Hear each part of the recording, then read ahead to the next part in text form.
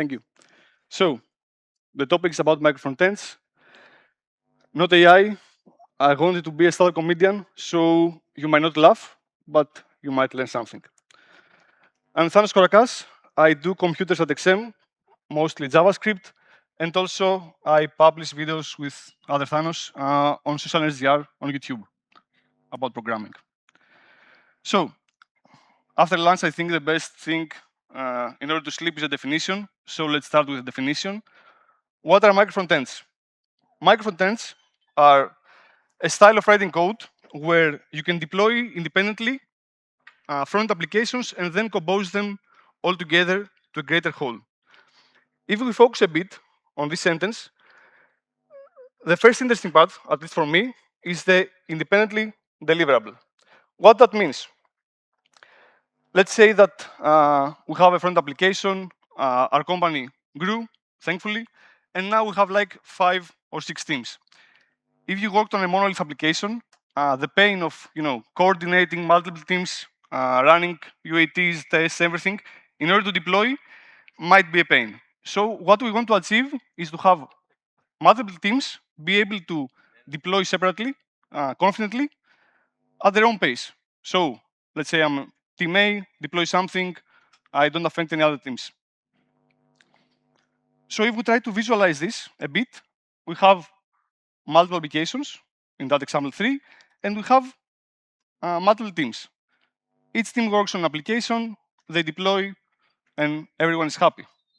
But this is XM's dashboard, the trading app that we work on. How many MFEs do you believe exist on this screen? You can just scream, or 5, 3. The answer is it doesn't matter. Because as a user, I don't care about if the AA chat is a microfrontend or the trading app is a microfrontend. What I care about is how can I make money? How can I log into this platform? I want to be able to log in. I want this platform to be like reliable and work all the times and invest. I don't care about JavaScript. I don't care about technology. So if we go back to definition, we want to compose this into a greater whole because users doesn't care about microfrontends or anything related to technology. They care about logging in on the platform and perform actions. So if we try to visualize this, we have multiple teams that work together on different apps, but at the end of the day, we compose this as, like say, a unified app, a single app that users don't see any differences. What I like about the definition of microfrontend is that there is no single reference into a technology like module federation, single SPA, JavaScript, or anything tech-related. Because how I see microfrontends or microservices is like a pattern to organize your teams and your company. Because we have like low-level patterns like strategy or many books. But here is how we can make teams give value to the customers as fast as possible and as safe as possible. And of course, another definition to help you fall asleep. Microfrontends, actually simply what it says that microfrontends will project, actually whatever architecture will project your company structure. That means that if there is like a messy organization without boundaries, without rules, without, okay, I work here, I work there, this will project to your architecture. So if we create like a shopping list for how can I bring microfrontends to my application, we can start by separating boundaries and bound context maybe. Bound context is a term from domain-driven design. And the main idea is that we try to think of, okay, let's say in trading, there's like orders that falls under trading, but orders can also live in risk management. So we have two different bound contexts because both have orders, but on risk, I don't care about placing an order. I care about I found a fraudster. I need to prevent this. In orders, I want to execute a fast order and make customers happy. So we can separate in bound context to treat them like as single entities. Then, before moving to microfrontends, we can split the application into modules. Why that? Let's say that we have 3 teams. We have still a monolith, but we create some slices in our code. We create some, we give a way to say that each team works, let's say, in a folder on a specific structure, and we have some boundaries that it helps to, set some rules. Then, and we go back to the organizational pattern structure, we need to also mirror company structure into our code or into our teams. So we need to create business streams that project into modules and boundaries, and we have like teams that work on specific business areas. Of course, like we said, users don't care about microfrontends or technology and stuff. So they want to have a consistent UI. They want to have an experience that feels safe, feels the same across all pages. And of course, we need to create a design system. This is not a simple thing. We can like pick up a design system from an operations design system, but we'll customize it, and somehow we need to reuse it across all MFEs. Last but not least, observability. If you have deployed an application to production, a very difficult task is to understand, okay, why do I have errors? Where do these errors come from? How can I like even get the errors? Imagine this in separate applications, and you have to trace, okay, user logged in, then I made a request and something went wrong. Somehow we need to compose and trace all these events and understand something. So, cool. So I want to share with you like a project I worked in the past that we migrated a PHP dashboard, a monolithic application, into Microfrontends, or at least what we did to achieve this. What was the use case? An existing PHP application, a really large application. It was a monolith that had admin dashboard, merchant dashboard, and an API. We did multiple releases per week, and we want to follow releasing multiple things per week. And also, it was very critical for the operations. This was like the admin part, but operations were using this app every day, and it was really critical for the job. So if we mess something, if we, let's say, by migrating have something stop working, that could like cause money loss to the company. Luckily for us, we have already split into multiple teams, and we have some boundaries that we could work on. I mean, we have teams that was working on different business streams, and we want to also project this into our code using Microfrontends. So before we start, we wanted to, let's say, invest some time and money to see if we can achieve this before let's spend a lot of money and focus and people working on this new architecture and this new idea. The first goal is we want a front application that is not coupled to the dashboard, because we had an existing dashboard, it was working fine. So we want something that is loosely coupled, but it will integrate good with the existing dashboard. We should be able to deploy this independently. So independently, I mean, from each team should be able to deploy whatever they want in, but also independently from the dashboard. We should not couple release cycles of the dashboard with the new Microfrontends.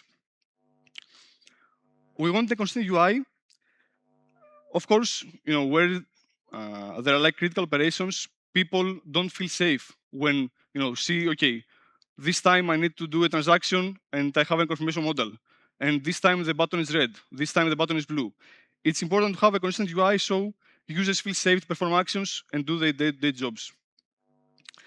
And last, to have good development experience. This was like a big application, so we wanted developers to be happy, to be able to write front end using our new architecture, and of course to migrate the existing application using the new architecture. So development experience was like an important part. How we decided to integrate? Like I said, we had the PHP application. You can imagine that this is like PHP templates or just HTML. And we decided to put just a div with an ID so we can mount our application there. The idea was to, first of all, be able to switch features. So we have the PHP features and with feature flags to switch to the JavaScript features, and also to not redesign or change anything on the existing dashboard. So we save some time. Okay, we decided to deploy the application to CloudFront. We're using AWS, so it was an easy choice for us. We built everything on GitHub, and we're pushing to CloudFront.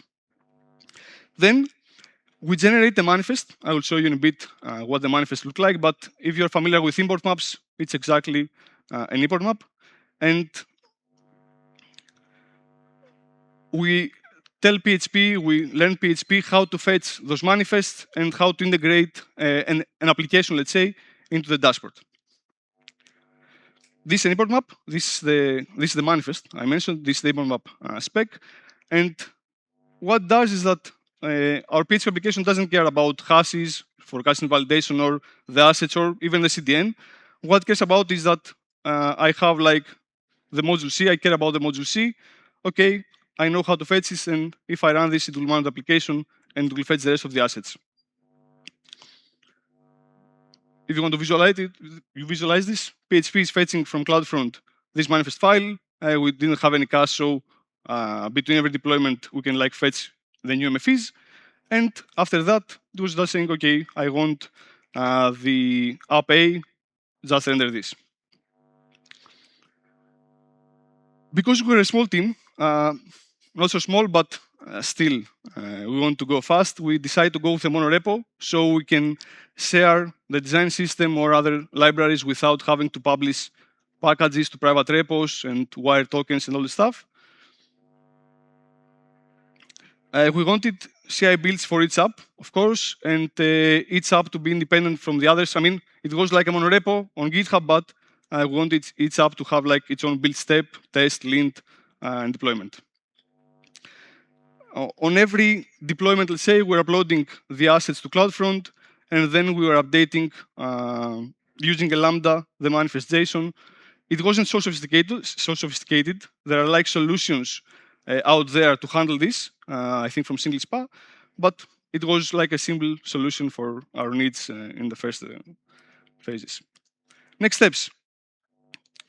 So far, we managed to prove that this could work. We managed to prove that we can have like a front application integrated into a PHP dashboard, but that was like the easy part.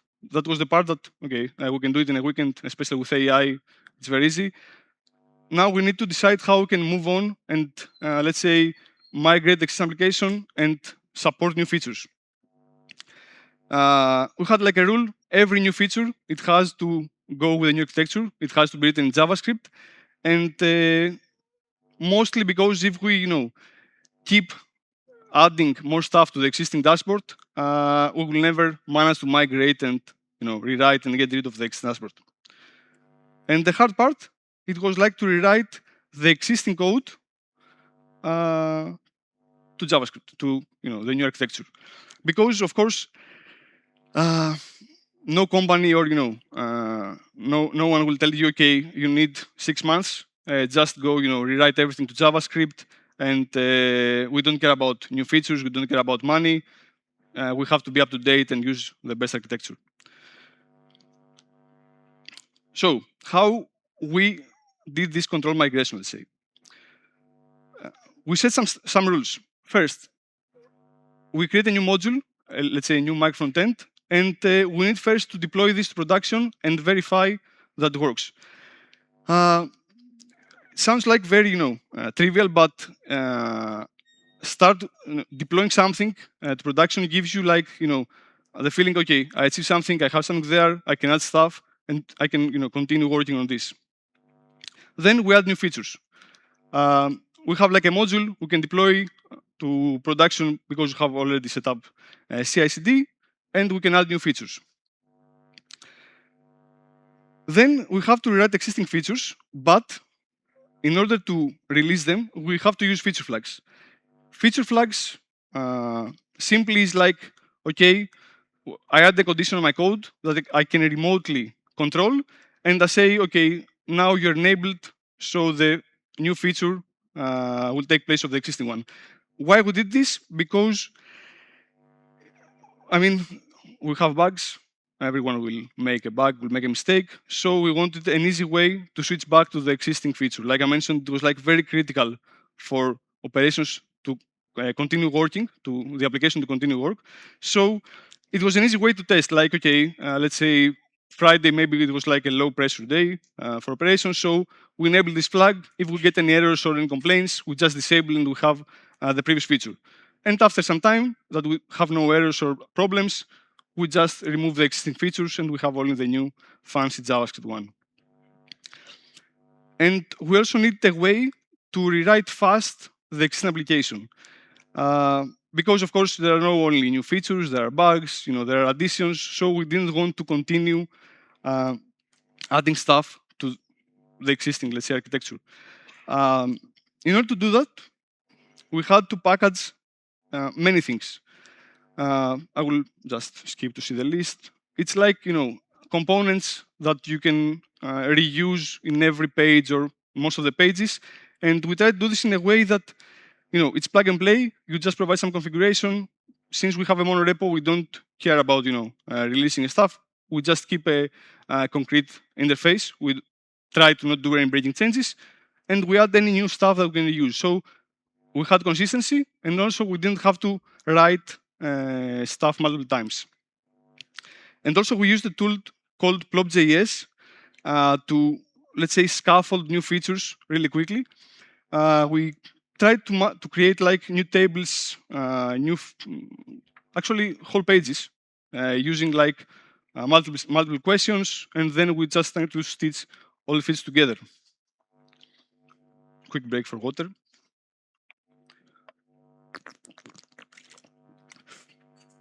So, last dance.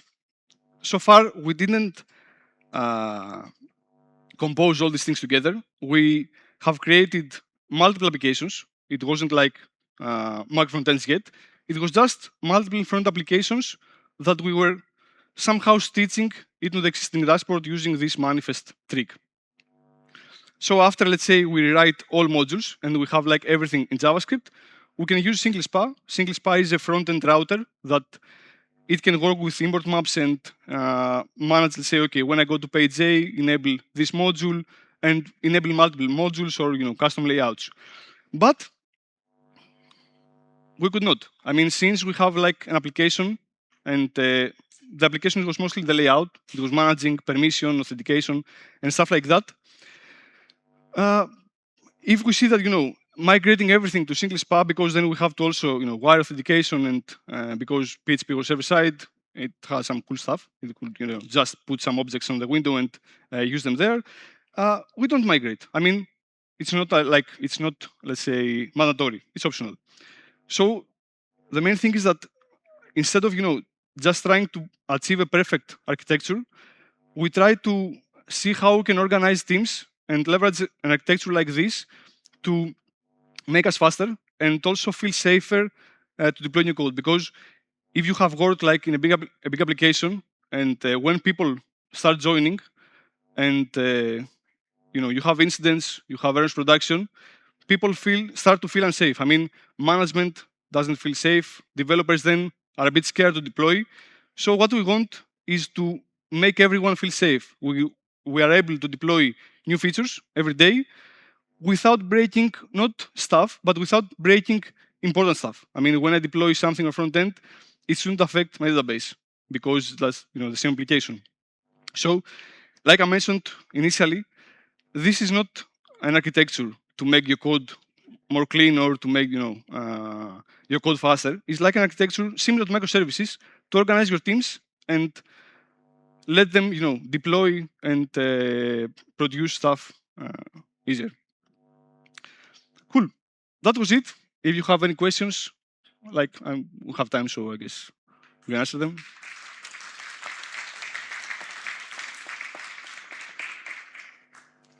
Also, you can find this. We have a draw at XM on our booth for Nintendo Switch and Quest 3S VR headset. The most important slide and interesting of the presentation, so you can scan and participate.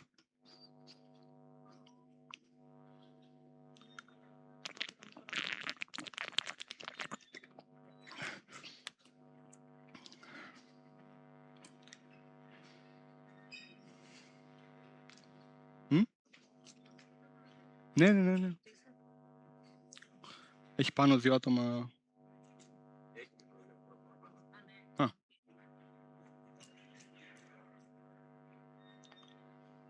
Yes, you will get microphone. Yes, you can try. Like if you do the whole rewriting of the entire project, you were always mentioning that you like there's no actual budget, but if you actually do this in real life, who is paying for it? Or how can you make the customer convinced to say, hey, we actually need this? Because otherwise this project is not going to be working anymore in X years. Mm-hmm. Yeah, exactly. To be honest, especially that was like I was working on a small company, so budget was really short as well. So we didn't want to convince everyone that we need this architecture. I mean, and usually what I believe is that these decisions, you have hints, you have bugs in productions, you are afraid. Our problem was we're afraid to deploy. So when there's a problem that is too obvious to everyone, CTO knows why we don't deploy every day because we're afraid. But we have tests. It doesn't matter. So I think that you will know better when you need any of this. When you have a problem. I wouldn't go from microservice or microfrontends just because you want those things. And when things are obvious, you have budget because there's a problem to business. When you have downtime, they know okay, we need to fix this. We have calls. We don't make money, so it's easier to plan. But you have to be, let's say, pragmatic. The thing we want to do is to okay, we will migrate. We will add new features on this. Of course, there were cases that we added features to the existing application because you have to deliver fast. But we also tried, to decide, okay, do we need this fancy library? Do we need this fancy thing? No, we just want to rewrite the existing app. Maybe, the design wasn't good or it has some issues, but it's okay. We just rewrite. And next we iterate and we improve again because, it was like a jQuery PHP templates. We couldn't do a lot of stuff there. So when we adding new features and validations and, new popovers and stuff, they were also happy. They were doing less mistakes on operations, so they also wanted new features. So it was easier for us to sell. Okay, there was a problem. We suggest solution. It worked, and then we just have customers for our new architecture. But architecture should serve the product and not just us developers to be happy and work on fancy stuff. Thanks. Hello. Hey. So I have a question in regards of packaging and bundling with, let's say you have 4 or 5 different micro frontends, and you need to be independent. So you bundle them separately, and you have a different version of React, let's say. Or you have a common React, so you have to, let's say, update all the micro frontends to the same version. Did you face any problems in regards of this stuff? Yeah. And how did you solve them? So this is like a funny question because we recently migrated to Angular 21 XM, and it depends on the tools you use. For example, both React and Angular are very strict. I mean, React doesn't want any other versions of React or the same version twice on window. If you use modular federation, it's a bit tricky because you will need to share React or Angular or any, let's say, common library. But to be honest, there is no easy solution. I mean, it's really hard. You can use iframes or things to create a sandbox for your application, but then you lose to development experience and you have to integrate using let's say weird APIs and iframes and stuff. Thankfully, libraries these days doesn't make so many breaking changes, so you can like support multiple microfrontends using different versions. But yeah, it's a pain. I mean, it's like what I mentioned about it's not going to microfrontends or any architecture, microservices. It's not like it will make things easier, code-wise. How I manage versions, how I deploy, and I make breaking changes because you are going to have shared libraries. And if a team decides to change the contract and deploy, it will break anyone else. So it's not something that it will make you faster, but initially it will be like really bad. You learn from this, you like improve stuff, and then you are, let's say, more independent. But it's not easier to deploy a microfront app than monorepo, like a single application. Hi. I would like to know, how do you deal with global state? If you need to have an access from several modules, and you will have duplications, or how do you do that? And the other question is, how about the performance of, for example, requests? If there are like two modules on the screen and they both need same data, so how do you prevent to have double requests? Okay. Regarding state, the easy question is don't. I mean, since if you want to have independent teams, you don't want to share stuff between them other than the necessary. Of course, this is not like possible in an application. You have to share at least user. You have a user. For that kind of stuff, I would try to depend more on browser APIs like query params, local storage, or server.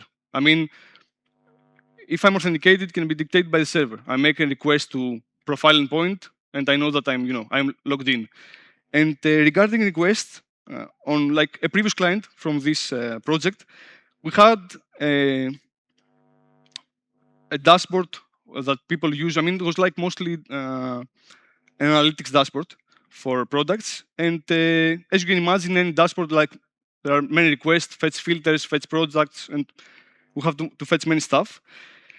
For this, we tried to create like a layer of caching, let's say. So we had like a simple key value cache, and if you try to fetch something that's already in the cache between microfrontends, you just get from the cache to prevent doing this thing. React Query or similar libraries have this request duplication and stuff, but again, it's like a shared state. You have to push this in this cache thing as a singleton somewhere, and to share those data. Yeah, like I mentioned, it's not a silver bullet. Things may be worse, like performance-wise and many other aspects. In order to have independent teams, there are trade-offs. For the caching thing, for the request, yeah, we try to create a single, let's say, a cache that will intercept the request and try to see if it's there. Thanks. Any other questions? Did you scan the code? Cool. Thank you very much.